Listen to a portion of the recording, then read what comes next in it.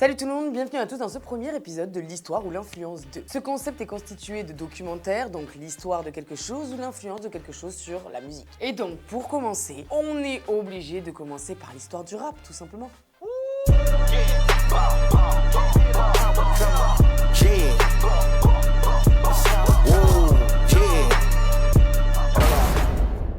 Jul a allumé la flamme olympique. Aya a été choisi par le président pour représenter la France et chanter du Edith Piaf au JO. Qu'on aime ou qu'on n'aime pas le rap, on est obligé d'admettre qu'il prend une place de plus en plus grande dans notre génération. Que dis-je le rap, mais plutôt le hip-hop et toutes ses branches. Des artistes comme Freeze Corleone ont des textes assez puissants pour faire parler la politique. D'autres vont laisser des traces indélébiles grâce à des textes frappants et parlants comme Louvrezval. Et d'autres deviennent des pionnières et ouvrent des portes dans un monde très sélectif comme James. Aujourd'hui, revenons un petit peu sur l'histoire du rap. Et pour commencer, on va remonter jusqu'à l'origine du rap. Et pour sa direction, les États-Unis, fin des années 70, en pleine fièvre disco. Délirante, immorale. Après l'esclavagisme, l'Amérique va tomber en dépression. Et pour aider les cœurs à tenir face à tout ça, on voit l'apparition de la soul. Et quand l'Amérique doit oublier l'inflation, les insécurités, les inégalités, etc., encore une fois, elle va voir naître un mouvement surpuissant, c'est la fièvre disco. Il faut comprendre que c'est une vague tellement puissante que toute la société se mélange. À une époque où ça n'est pas du tout possible. On ne fait plus attention, blanc, noir, gay, hétéro, riche, pauvre, c'est plus le problème. Tout le monde va se retrouver pour se droguer et danser ensemble jusqu'au bout de la nuit. Mais cette fièvre, c'est pas la seule fièvre qui va donner envie de bouger. Une autre fièvre est en train de taper les rues et ça, c'est une fièvre bien plus puissante. Et cette fièvre, elle va être réveillée par quelqu'un sous LSD. No van. George Clinton. George Clinton, c'est un chanteur de l'époque et il va décider de réinventer un petit peu la musique. La soul, elle est encore très présente dans le cœur de la communauté ghetto à l'époque et la soul, c'est quoi? C'est un esprit de rébellion. C'est l'envie de dire on existe. Et George Clinton, il va taper un trip sous LSD et il va réveiller cet esprit soul chez pas mal de jeunes grâce à ça. À l'origine, George Clinton, c'est un chanteur de doo-wop. Alors, qu'est-ce que le doo-wop? Et là, on s'accroche parce que ça va vous rappeler à quel point l'humain est débile. En gros, à l'époque, le racisme est partout. Et c'est tellement présent qu'un noir qui crée une musique, bien, ça ne peut pas être à lui. Donc les noirs qui créaient des musiques bien, les blancs reprenaient ces musiques-là, mettaient leur nom dessus, ce qui devenait leur musique. Et ensuite, les noirs avaient le droit de rechanter cette musique en créditant le blanc en disant que ça venait de lui. Donc une musique de lui, elle est récupérée, après elle n'est pas chantée par lui, après lui, il la récupère et il chante par lui. Et pourquoi on faisait du doo-wop? À l'époque, c'était dit que c'était pour élargir le public. Traduction pour que des blancs écoutent aussi, parce que sinon, si c'est de la musique de noir, on n'écoute pas. Oh la débilité. Et un soir, George Clinton, il finit une scène, donc il fête son succès avec toute son équipe, et pour fêter ça, LSD. Il va se taper son trip avec ses potes, sauf qu'il va avoir une vision. Et dans cette vision, George, il voit un nouveau style de musique. Et monsieur George n'a plus envie d'interpréter des musiques. Il veut créer sa propre musique. Et sa propre musique, ça s'appellera la P-Funk. Direct, le mec va se mettre au travail et il décide pour la P-Funk de remélanger plusieurs styles. Il va mélanger la funk de James Brown, les guitares de Jimi Hendrix, l'élasticité dansante du disco, de tout mixer et d'en faire un genre à lui. Il bosse de ouf. Et en 1976, George Clinton sort l'album Ukulele. Il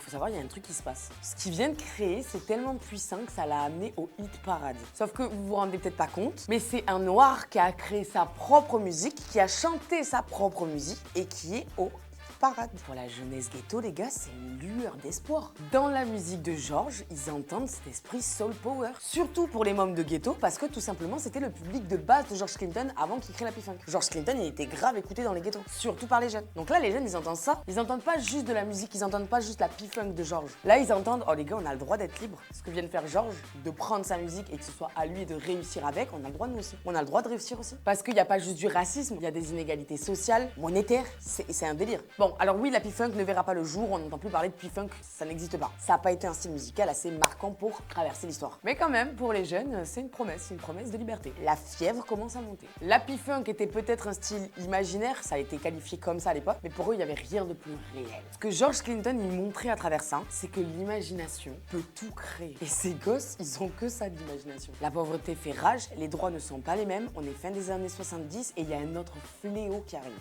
New York is a city under siege, and law enforcement appears powerless to stop it. For us that lived it, it was out of control.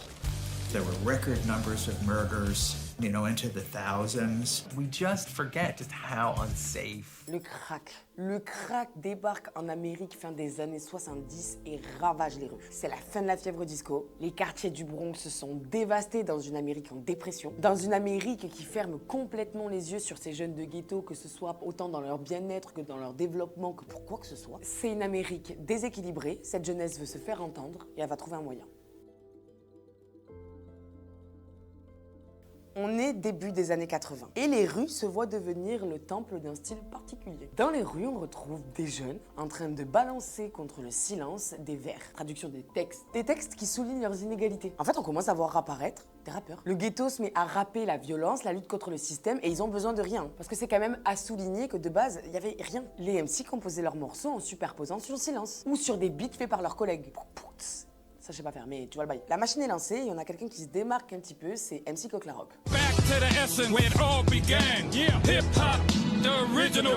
Il est né le 24 avril 95 et il est considéré comme le premier rappeur, le premier vrai MC de sa génération. La première fois qu'on l'entendra, ce sera le 11 août 73, dans ce qui sera considéré comme la première soirée hip-hop de l'histoire. La première soirée freestyle, la première soirée rap. Et cette soirée, elle est organisée, mais tellement innocemment. Elle sera organisée par Clive et Cindy Campbell. En fait, c'est des frères et sœurs qui veulent juste faire une fête avant la reprise des cours. C'est rien de plus. Ils vont donc organiser cette petite soirée dans le Bronx, mais c'est une soirée qui va marquer l'histoire et qui révélera nos premiers MC. The Master of Ceremony, pour ceux qui ne savaient pas. Bon, l'accent n'est pas bon, hein, Maintenant qu'on a un peu les bases, voyons comment ça arrive jusqu'à nous, les Français. Aux États-Unis, le rap, il vient directement de la rue. C'est vraiment là-bas qu'il est créé. Et c'est bien plus tard qu'il deviendra quelque chose de commercialisable. Donc diffusé dans les médias, à la radio, etc. Mis tout simplement à l'accès du grand public. Et bien, en France, c'est totalement l'inverse. C'est d'abord les médias français qui ont eu vent de ce mouvement qui se passait aux États-Unis. Et ils nous l'ont repartagé comme avec l'émission Hip Hop.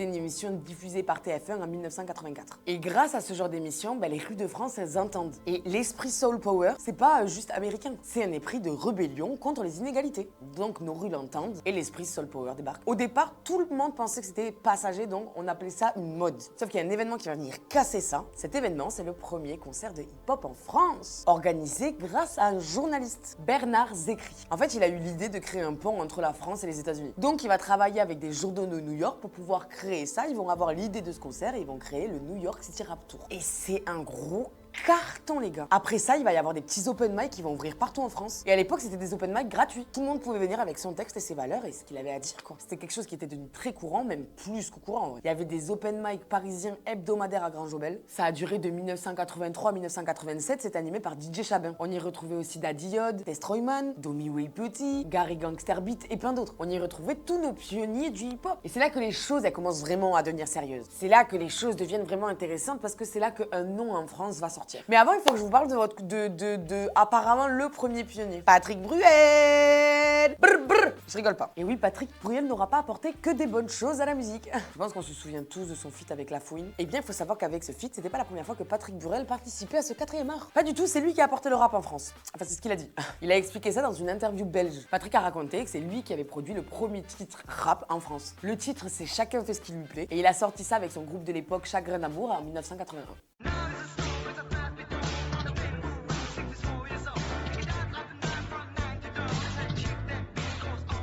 Ce serait le premier titre de rap francophone. Voilà pour le cousin Toufik, on revient à l'histoire parce que, bon, quelques années passent pour que le rap s'intègre réellement à la culture française. Et qu'à notre tour, des Français s'expriment de manière marquante dans cet art. C'est vers la fin des années 80 et au début des années 90 qu'on verra nos pionniers arriver. Et ça grâce à l'arrivée des premiers groupes. Parce que oui, en France, les groupes de rap avaient plus d'importance que de rapper seul. C'était vraiment dans les codes du hip-hop. En vrai, il n'y avait pas de rappeurs solo. C'était que des petits groupes. Et bien sûr, là, on vit les Kings arriver. I am les gars!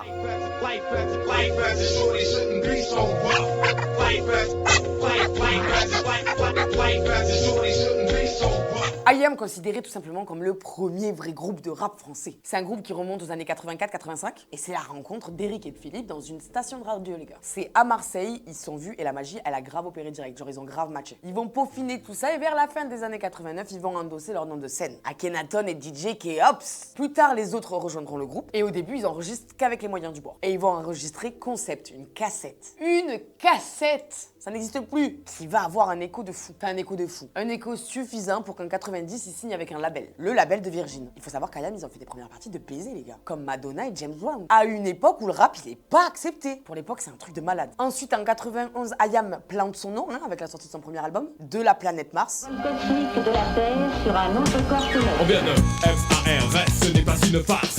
IAM Live de la planète Mars. On connaît tous très bien. Suivi en 93 de Ombre et Lumière qui contient le titre incontournable On danse le mur. Scruter la salle, le 3 quarts en cul roulé autour du bras. Ray-Ban sur la tête, sur vêtements taquini. Pour les... De là, la porte est ouverte. Et même si les groupes sont plus importants, on voit des rappeurs solos commencer à émerger. Et un va venir ouvrir la porte aux autres, MC Solar. Le premier rappeur à faire réellement parler de lui face à des groupes légendaires comme NTM, IAM, etc.